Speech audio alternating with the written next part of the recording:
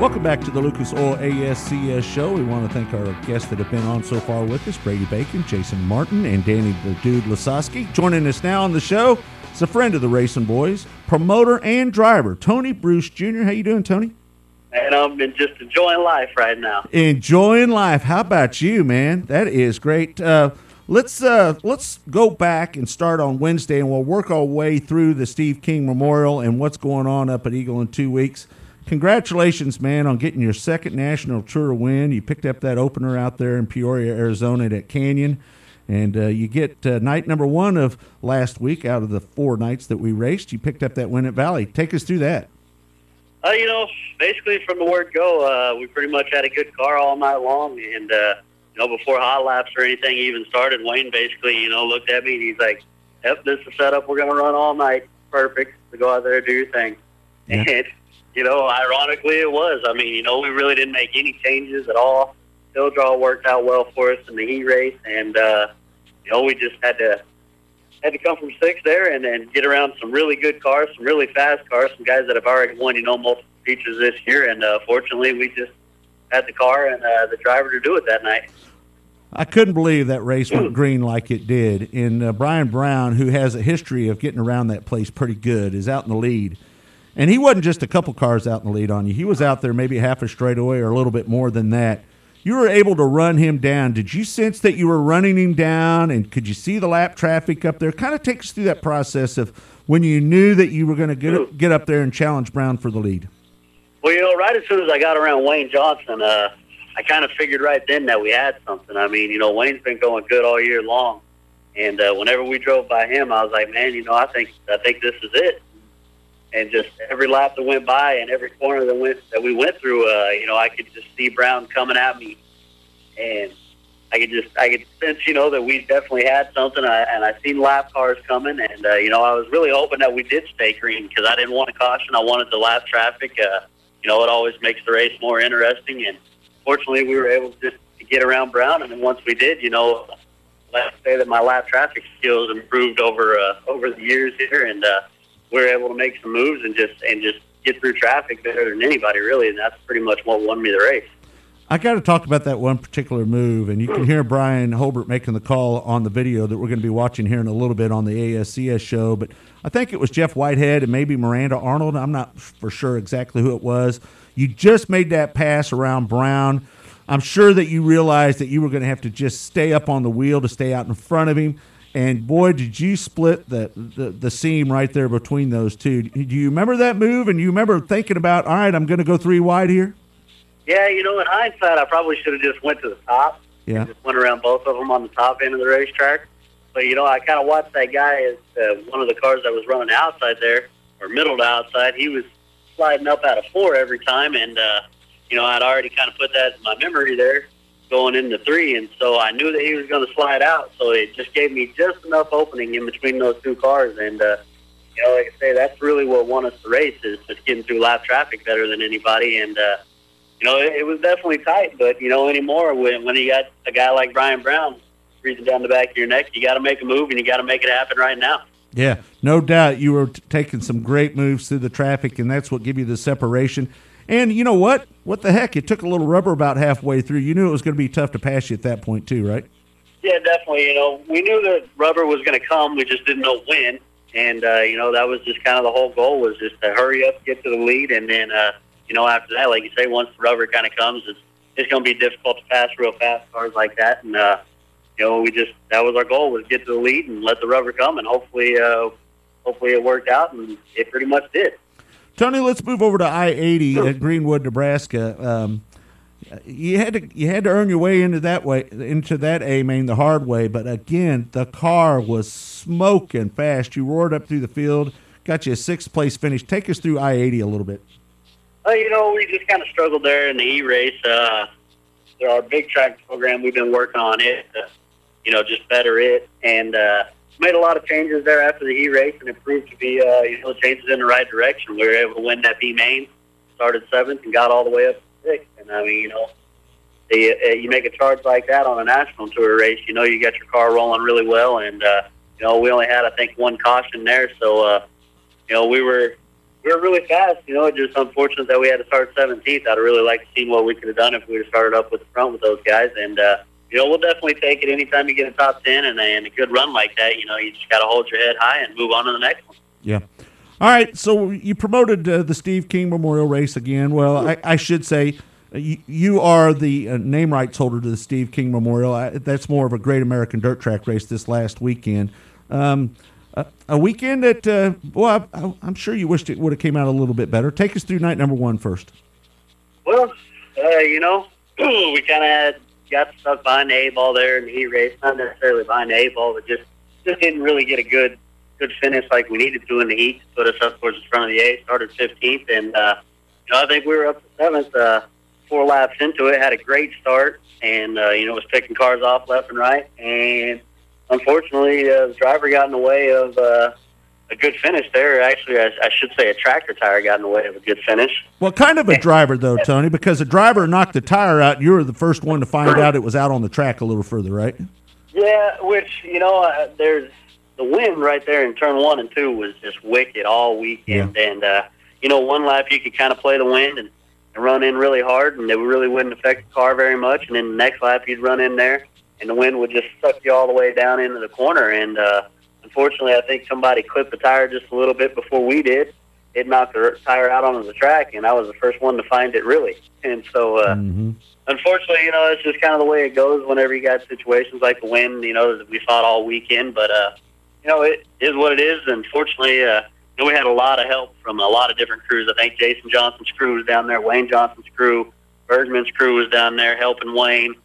You know, there's a lot of guys down there that were able to just get us put back together and get us back out there after I tipped over on my side there. So we definitely like to appreciate or say thank you to all the crews out there and just appreciate their help.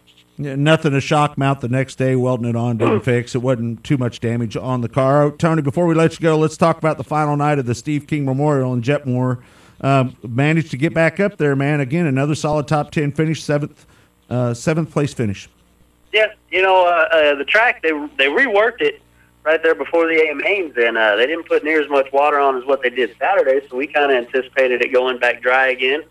And unfortunately, it just, you know, I guess we just read it wrong, and track kind of came up with some moisture. It was kind of difficult to pass there, so we started 8th, pretty much just kind of got in line and ran 7th. But, you know, I mean, we'll definitely take a top 10 finish, like you say, anytime you can get a top 10 on the national tour. It's, you know, it's good. So we'll definitely take that and look forward to not this weekend, but next weekend up there at the Eagle Nationals. Finally get to be back in control of everything and actually be the promoter of the event, not just the owner, so to say. Right. Well, I can't wait. I know a lot of people are looking forward to that. Going to be a huge crowd up at Eagle.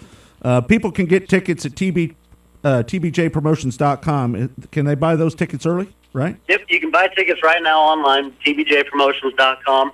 If you buy a 2-day pass, it'll save you $5 on the weekend. You know, it's really a good deal. All you got to do is just buy that 2-day pass, print a receipt, show up at the gate, and we'll let you in. Get some awesome 360 racing for the weekend. And, you know, like I say, we're really looking forward to the Eagle. Is always one of my favorite places to go. It's one of the best racetracks in the country, one of the best owned and operated racetracks in the country. And we're just really bringing the national tour back there. All right, get your tickets in advance, tbjpromotions.com. Save you a little money. Tony, thanks so much for being on the show. Appreciate it. Congratulations on your second national tour win of the year. I think you're going to be right in the middle of this thing by the time we get to the end of the season. All right, man, I really appreciate it. One last thing real quick I wanted to add in there.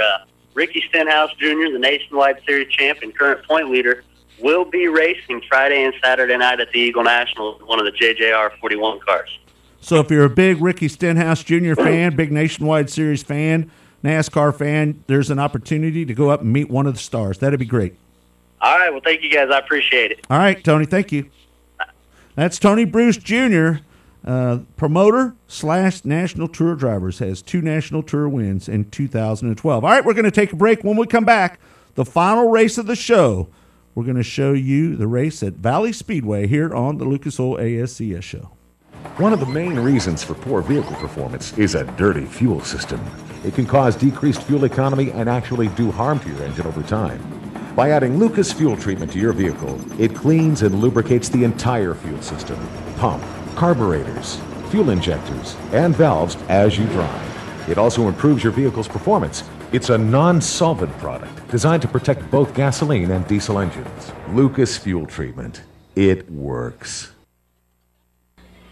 Round 10 of the 2012 racing season here at Valley Speedway. Coming into tonight, Wayne Johnson, your points leader.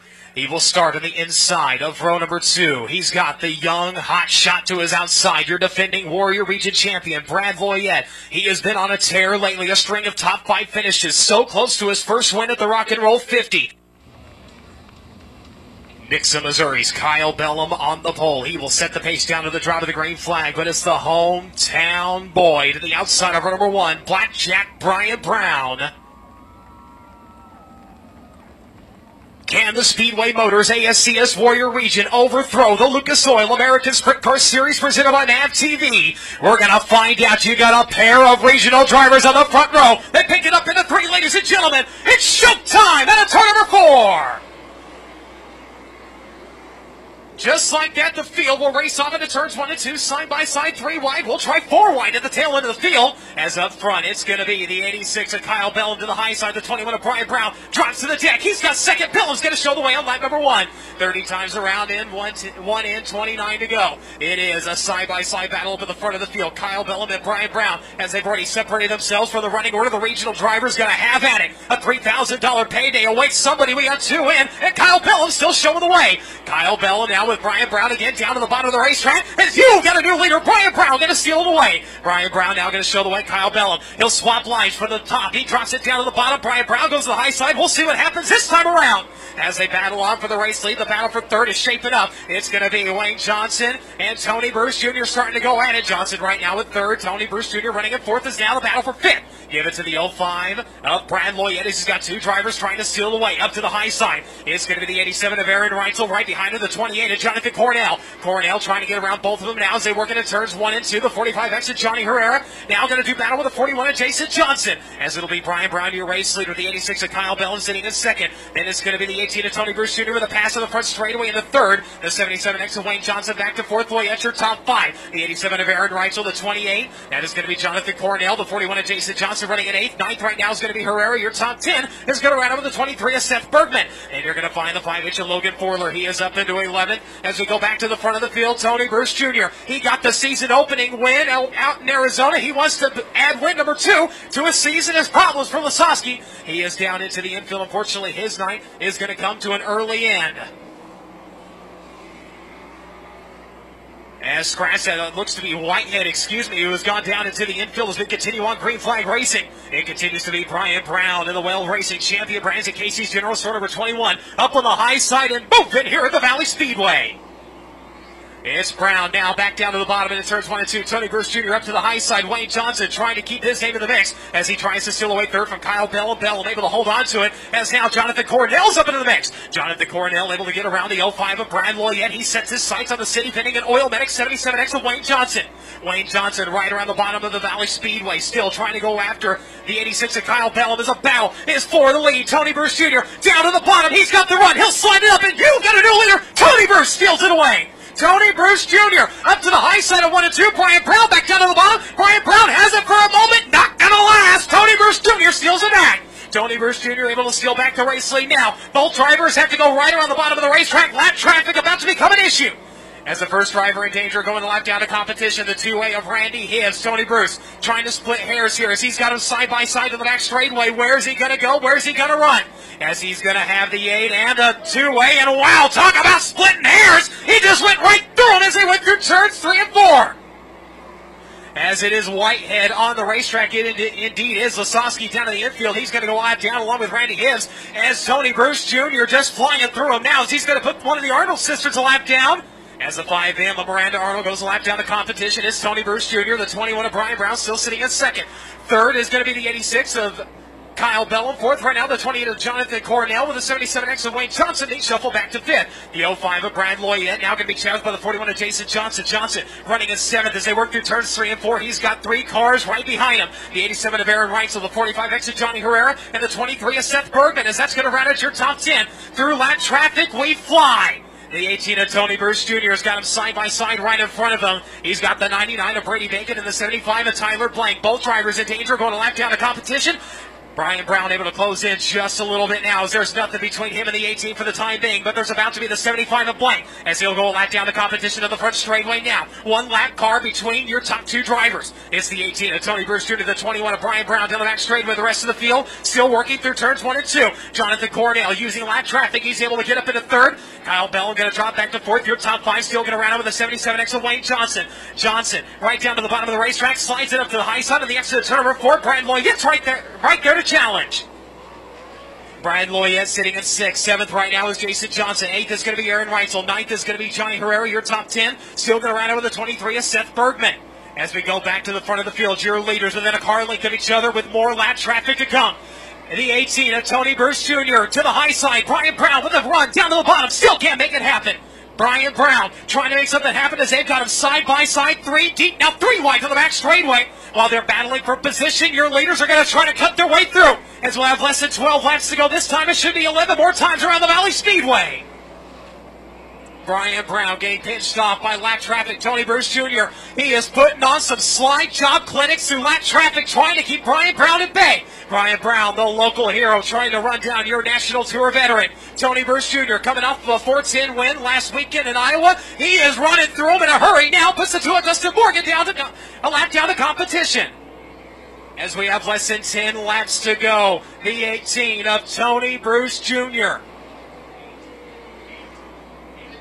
8 more times around the Valley Speedway, and there is plenty of lap cars between your leader and Brian Brown. Count them, 1, 2, 3, 4 cars right now between the 18 and the 21. As we go back to third, as they work up a turn number 4 down the front straightaway. It is going to be the 70, make that the 86, of Kyle Bellum. He's fought his way back up into third. Fourth right now is going to be the 77X of Wayne Johnson. Your top 5 is going to run over the 05 of Brad Loyes. A little bit of a shake-up, rounding up the top 5. Jonathan Cornell is up into third. He's back to 6th. 7th is the 41 of Jason Johnson. 8th is going to be Johnny Herrera. 9th right now, the 23 is Seth Bergman. He's gotten around the 87 of Aaron Reitzel. Then it's the 5H of Logan Forler. Then it's going to be the 4 of Jordan Boston, the 53 of Jack Dover. Then it's going to be the 01 of Gary Taylor, the 81 of Danny Wood. That's going to round out your top 15. And then we find your race leader. It is still the 18 of Tony Bruce Jr. He has a full straightaway over the 21 of Brian Brown. Brown with no lap traffic between him and the 18. Not for a while anyway, because he still has to run down the 2 of Dustin Morgan and the 8W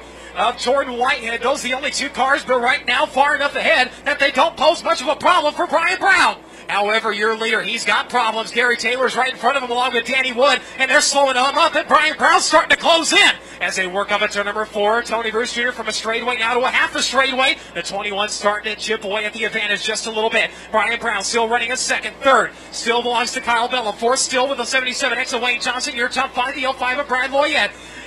Has some slicing and dicing going on for 8th and 9th right now. The 45X of Johnny Herrera using the 99 of Brady Bacon as a pick. He's able to hold off the 23 of Seth Bergman. Bergman still running in 9th with the 87 of Reitzel, continuing to round out your top 10. As the white flag is set to wave this time, one more time around for Tony Bruce Jr. Tony Bruce Jr. He picked up the first win of the 2012 season. He has been on a roller coaster ever since. He's going to go into turn 3. He'll race into turn 4. Win number 2 of the season to Tony Bruce Jr. Tony Bruce Jr., your race winner. Brian Brown going to come home in second. Third is going to go to the 86 of Kyle Bellum. Fourth to the 77X of Wayne Johnson. Your top 5 going to round over the 05 of Brad Loyette. The 28 of Jonathan Cornell. The 41 of Jason Johnson. The 45X of Johnny Herrera. Then it's the 23 of Seth Bergman and the 87 of Aaron Reitzel. Your top 10.